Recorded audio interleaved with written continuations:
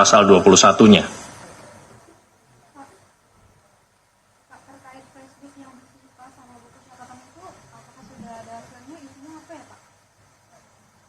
Itu Pak Hasto ya. Sebagaimana yang sudah saya jelaskan tadi ya, rekan-rekan bisa bertanya, namun karena penyidikan ini juga masih berlangsung, sebagaimana banyak dari rekan-rekan meminta penjelasan alat bukti apa, baik itu surat, barang bukti elektronik, flash disk, maupun hal-hal lainnya. Rekan-rekan ingin mengetahui, ingin menggali, dan itu kami pahami sebagai bagian dari kerja jurnalistik. Namun penyidik saat ini belum bisa membuka apa isinya karena masih bersifat rahasia, dan itu kalau di tingkat penyidikan baru bisa ditunjukkan kepada yang pertama, itu kepada penguasa barang yang pertama. Yang kedua, kepada saksi-saksi yang diduga mengetahui perihal alat bukti yang disita tersebut. Jadi di tingkat penyidikan baru sebatas itu.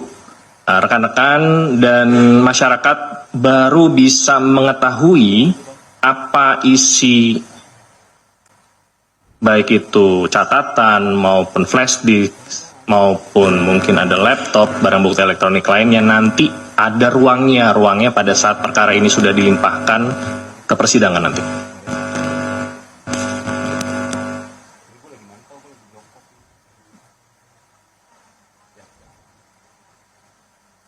Ya, KPK menghormati tindakan hukum yang diambil pihak tersangka, Saudara HK, untuk mengajukan pra-peradilan, dan KPK tentunya akan menghadapi proses pra-peradilan tersebut dengan mempersiapkan segala persyaratan dan administrasi yang diperlukan. Jadi pada saat nanti waktunya sidang pra-peradilan dibuka, ya kita harapkan Biro Hukum yang mewakili KPK bisa hadir dan tidak ada hambatan dalam prosesnya. Tentunya KPK meyakini bahwa proses penyidikan termasuk penetapan tersangka Saudara HK sudah prosedural, profesional, dan proporsional. Demikian.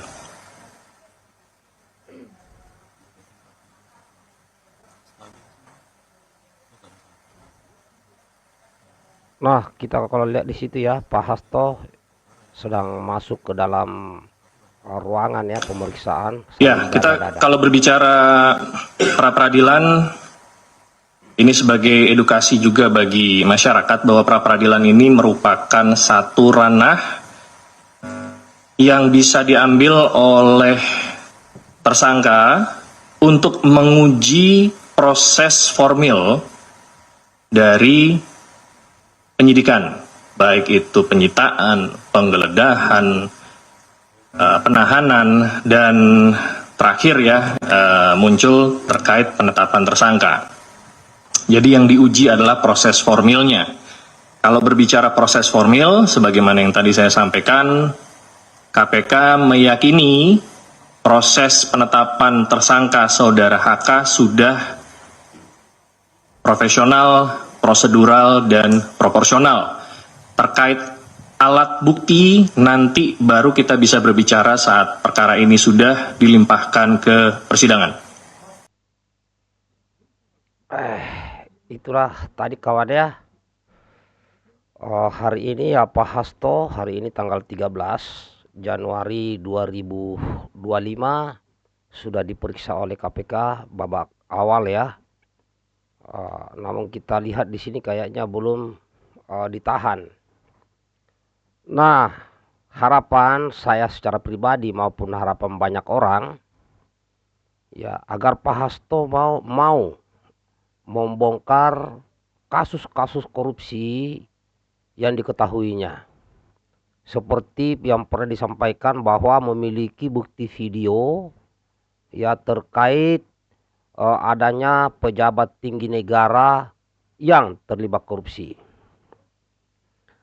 Nah, disinilah Pak Hasto bisa menunjukkan dirinya sebagai seorang nasionalis, sebagai seorang ya murid ideologis Bung Karno jika mau membongkar kasus-kasus korupsi di negeri ini.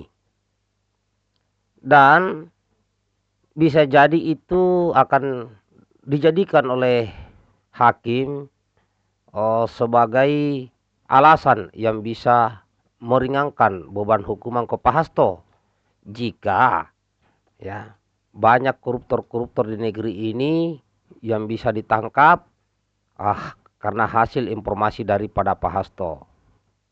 Jadi di sini rakyat Indonesia menunggu itu.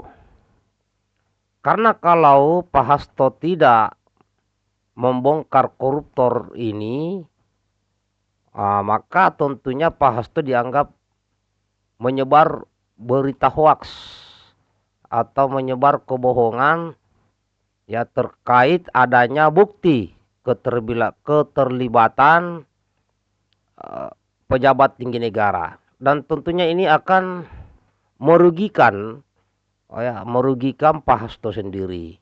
Artinya kepercayaan rakyat kepada Pak Hasto yang menjadi tokoh nasional akan menjadi terbalik, tidak percaya. Nah, sehingga rakyat menunggu bagaimana Pak Hasto bisa membongkar mafia korupsi di negeri ini. Maka saya yakin rakyat Indonesia akan menjuluki Pak Hasto sebagai pahlawan dalam membongkar korupsi di negeri ini. Ya. Karena banyak pejabat negara yang korupsi, cuma kan tidak ada bukti selama ini. Maka itu kalau Pak Hasto punya bukti melalui video-video itu, luar biasa. Saya yakin rakyat akan mendukung, rakyat akan mensupport, dan rakyat akan ikut berbahagia jika Pak Hasto betul-betul bisa membongkar koruptor-koruptor yang ada di jajaran pejabat tinggi negara saat ini. Maupun yang mantan-mantan pejabat, kalau ketahuan korupsi, ya jangan ragu.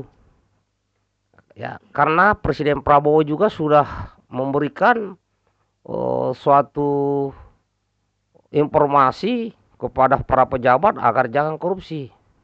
Karena jika korupsi, itu kan merugikan rakyat Indonesia. Bagaimana menurut sahabat Korea Indonesia? Apakah setuju Pak Hasto membongkar koruptor di negeri ini? Mari kita diskusikan dan bagikan videonya kawan.